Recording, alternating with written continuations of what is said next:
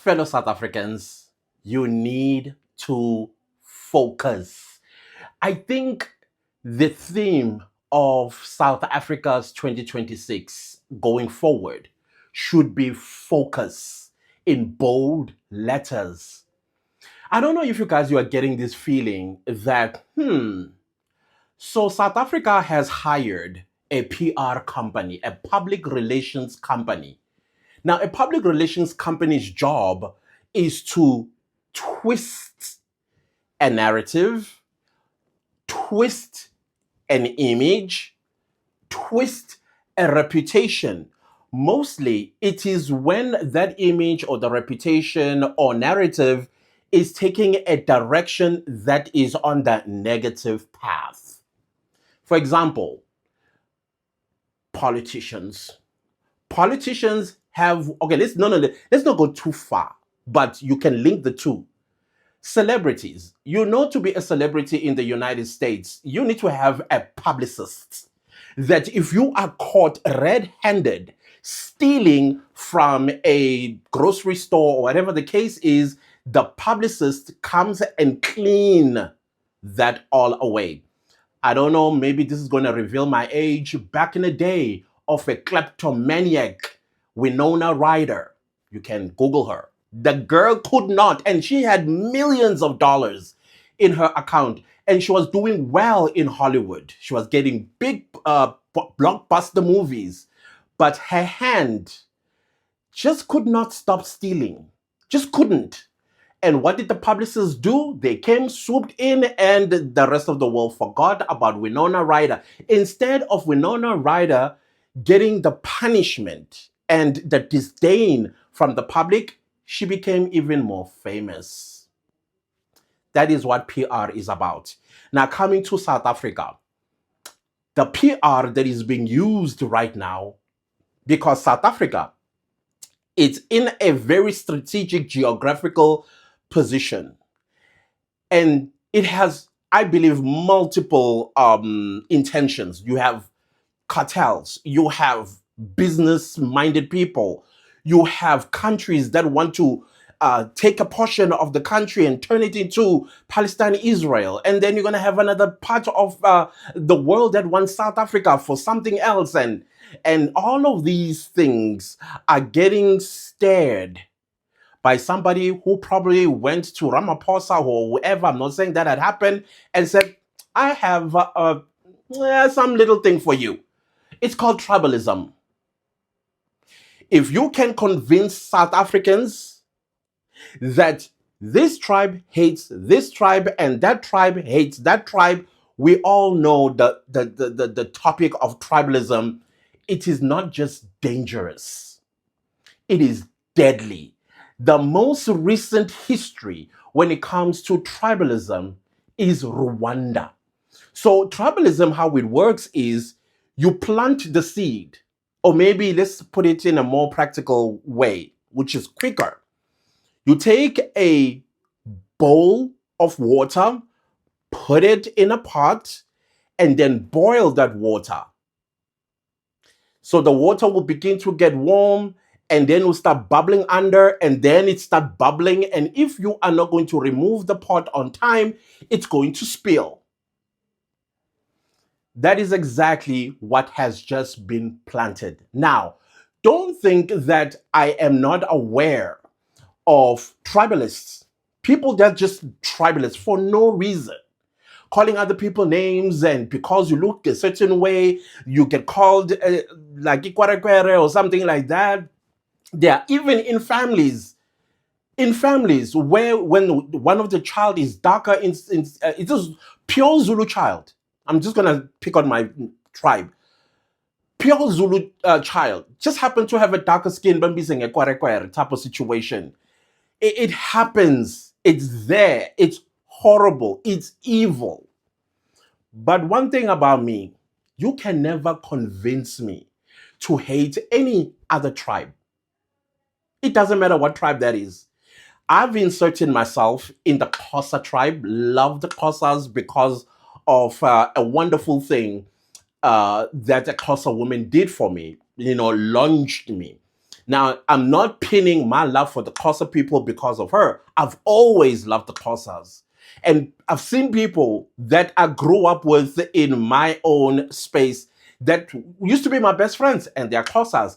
And my most favorite South African language, my most favorite, I tried my level best to learn it, and even religiously watched a program so that I can pick up on the dialect and all of those other euphemisms and things of that nature.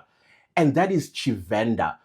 The way I love Chivenda and Bavenda people, I love the Venda people. You can never convince me otherwise. When it comes to Tsonga, goodness gracious knows where I know it from, because I don't remember ever sitting down and somebody teaching me it's Tsonga.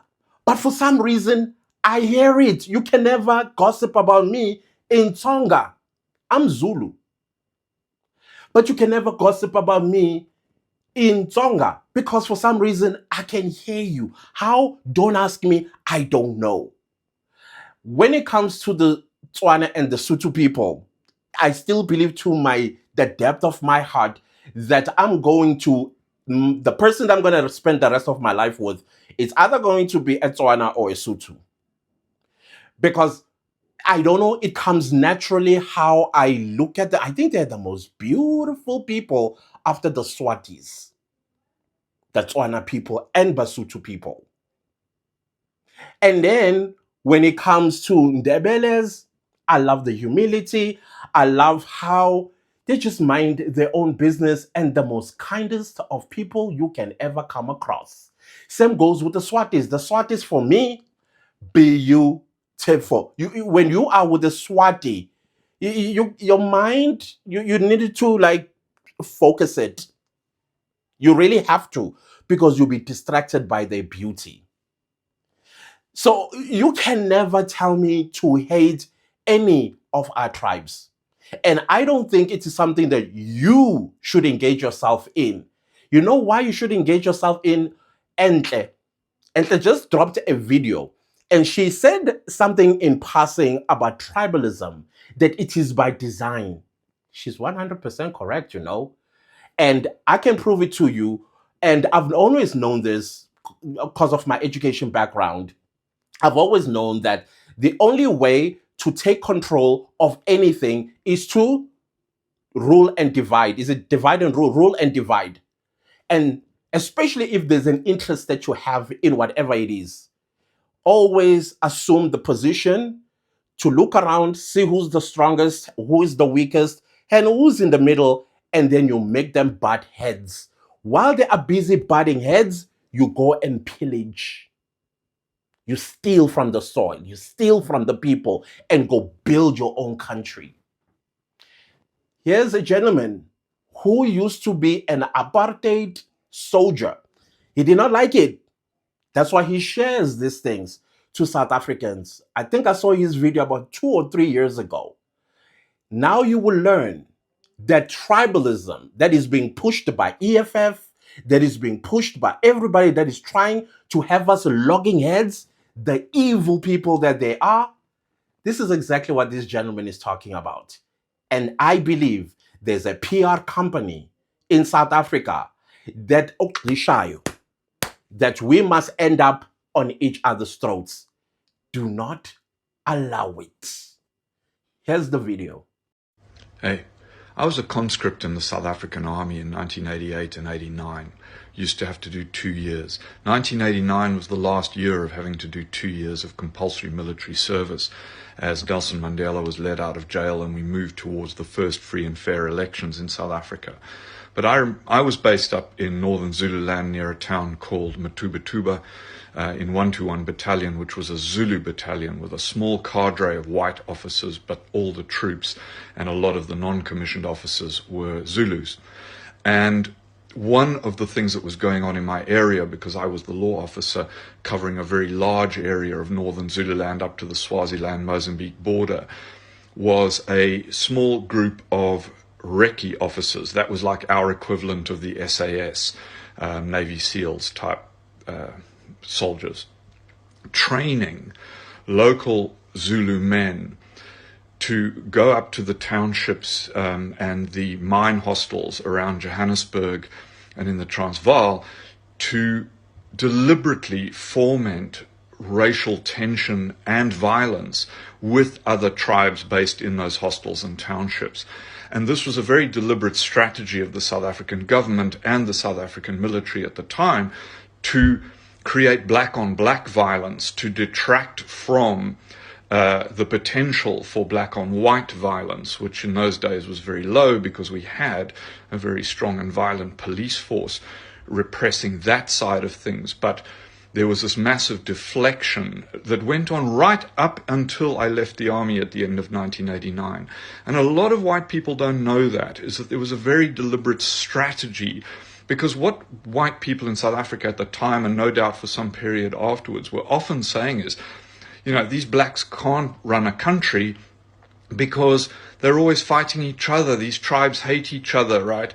The Zulus hate the Xhosas, who hate the Ndebele, who hate this guys, the Pondos, and this kept saying that basically that blacks were too violent to run a country. And what most people have no idea of is that violence, that intertribal violence, was fomented by the white South African government, army and police force very deliberately. So we need to revise our idea of history, not just the recent history, the pre-apartheid history of South Africa, but the entire history of European and white domination of Africa, and the way that that was presented to us through our education curriculum, the things we believe about the history of Africa and colonialism. So whoever has ears has heard. Those of you who are adamant in getting South Africans on each other's throats, God will deal with you. And in the most harshest of ways, because tribalism is evil. The evilness of it is death. You are a murderer.